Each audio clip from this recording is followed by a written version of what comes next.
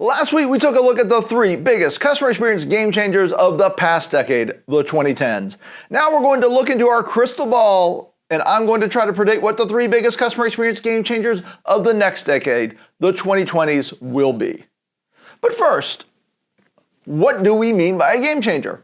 It's simply something that materially redefines how we look at or execute around customer experience.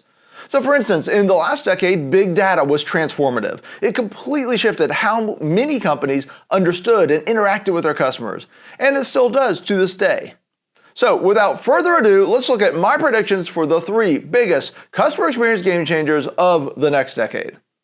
Game changer number one, artificial intelligence becomes a coworker. Someone asked me why AI wasn't one of the big three game changers of the last decade. The reason is that AI has really only just begun being put to practical use in the last few years. Big data was much more transformative across the 10-year cycle, and quite frankly is much more a part of customer experience management across industries than artificial intelligence is at this point. But the thing is, and I mentioned this in the last video, big data has created the need for AI. A study by IDC titled Data Age 2025 predicts that worldwide data creation will grow to an enormous 163 zettabytes, ZB, by 2025. Now, you don't need to know what a zettabyte is, and frankly, it's a number that our brains are unable to truly comprehend, except in abstract numerical terms. This is all you need to know. The amount of data predicted for 2025 is 10 times the amount of data produced in 2017. It simply won't be manageable without artificial intelligence. But AI will do more than just help us manage the data, it will help us use the data. From predictive personalization to insights from AI-powered customer analytics to advanced sentiment analysis, AI will increasingly be relied on to make human judgments about data sets that are too large for human analysis. Past that, of course, AI will actually deliver customer service, starting with chatbots and virtual assistants, and eventually, one day, through augmented or virtual reality. Now, despite the AI hype, let's be clear, the robots are not likely to take over customer service anytime soon. That said, artificial intelligence is becoming increasingly sophisticated and improving at an incredible rate. As AI improves, it will dovetail perfectly with another trend, the increasing preference for digital channels over human channels. This synergy will come because AI will be better and more convincing sooner supporting text-based channels than it will be in trying to replace human conversation. The end result, as has been widely discussed, is that AI is likely to take over a significant portion of routine interactions, becoming a coworker of sorts, and more importantly, working in a backstage role to provide the backbone for better, deeper, more complex human service interactions. Game changer number two, customers become less tolerant and reasonable. Now, speaking of humans, I would love it if all three of my predictions for the future of CX were positive. But I've got to call them as I see them, and I predict that customers will become less tolerant and less reasonable than they already are in the next decade. Back in 2015, when I released Be Your Customer's Hero, I included a chapter that, to my knowledge, addressed a topic that had not been addressed in a frontline customer service book before: the impact of our hectic modern lifestyles on customer attitudes. As mentioned in our recent video, 5 tips to prepare your retail team to survive the holidays, this chapter was called Everybody is Rushed, Everybody is Stressed. And if I re-released Hero today, I would only deepen that chapter now.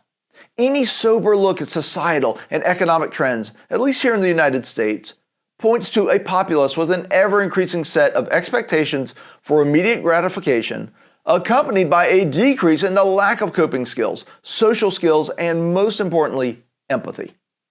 A recent HBO documentary by CNN's Dr. Sanjay Gupta, One Nation Under Stress, highlights the dynamic. We cannot ignore the impact of stress on our society and what it's doing to people. For the first time in 100 years, life expectancy in the United States has declined for 3 years in a row.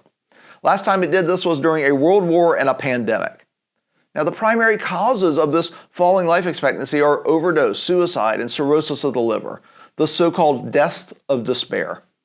And underlying these poor outcomes is a stressed out populace who are also our customers. Now, I mentioned a decline in empathy a moment ago, and alongside it, we are likely to also see a decline in understanding. patience, and similar attributes that we often associate with a high emotional quotient. And guess which part of the brain stress primarily affects? The part responsible for empathy. Now, despite this unpleasant prediction, all is not lost, particularly on the customer service front. This is a trend of gradual change. It's not a seismic shift. It's easy to be on social media and to watch the news and to think the world's falling apart and that no one is kind to anyone anymore. However, we all know from our day-to-day interactions, from the people who provide us services and to whom we provide services, that a lot of the functioning world has not yet devolved into this Lord of the Flies-esque state of the YouTube comment section or Twitter or your crazy Uncle Joe's Facebook page. There's still a lot of good and a lot of normal out there. However, as transactions become more and more digital, and as consumers expect their digital lives to be instantaneous and immediate, they're going to be less tolerant when they're not. They're also going to be less constrained about voicing their displeasure and less likely to be understanding of problems. These challenges will be particularly noticeable when there is no human connection, no relationship to set the boundaries for the interaction. So, be prepared, create a customer-centric culture, and train your teams so that they have the tools to successfully navigate these increasingly choppy waters. And also, if you're a social media or brand manager, take heart, you're likely to have plenty of job security in the next decade. Alrighty, game changer number 3, integrated digital and human experiences become a must. Okay, the final game changer touches on both of the first two. It's finding the balance between digital and human interactions, successfully creating what I call integrated digital human experiences. That will be crucial in the next decade. Obviously, the industry you're in will have a major impact on how true this statement is. Amazon will have a lot less need to find a balance between digital and human experiences than, say, Delta or Marriott. But this idea will still be important across every industry. Now, there's a lot of talk about digital transformation, and while I actually don't mind that term, I prefer to use the term digital integration, because in most industries, particularly those with human touch points, those still matter.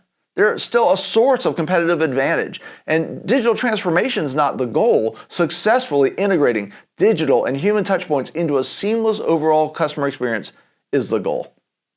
Integration is concerned with not only figuring out how to seamlessly transition between touch points, which is a challenge in any customer journey, but also when a touchpoint should be digital, human, or a hybrid of both. Finding this balance will be key in many industries. If you're a high-end hotel, do you have check-in kiosks? Probably.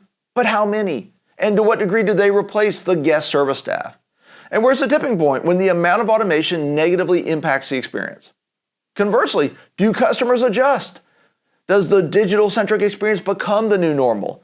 And most important of all, at what point does a competitor who didn't digitize their experience as much begin to create competitive advantage through better human connections and experience? These questions and many like them will receive the focus of C-level executives everywhere in the 2020s. In most industries, the organizations that will win with experience in the next decade will be the ones that use a blend of digital and human touchpoints to minimize customer hassle and to create rich, deep human connections. So there you have it, my predictions for the top 3 customer experience game changers of the decade. Artificial intelligence, customers becoming less tolerant, and the challenge of digital integration. As we're formulating customer experience and service strategy into 2020 and beyond, one of the things we want to bear in mind is how these principles are going to play out in our industry and how we can use them to create sustainable competitive advantage and to win with experience. The 2010s were one heck of a ride, and I'm super excited for the next decade, and of course for the possibility of working with you and your organization. So if you want to learn more about these ideas, what I see for the future of customer experience, and how that can apply to your organization, feel free to reach out to us. Until then, be your customer's hero.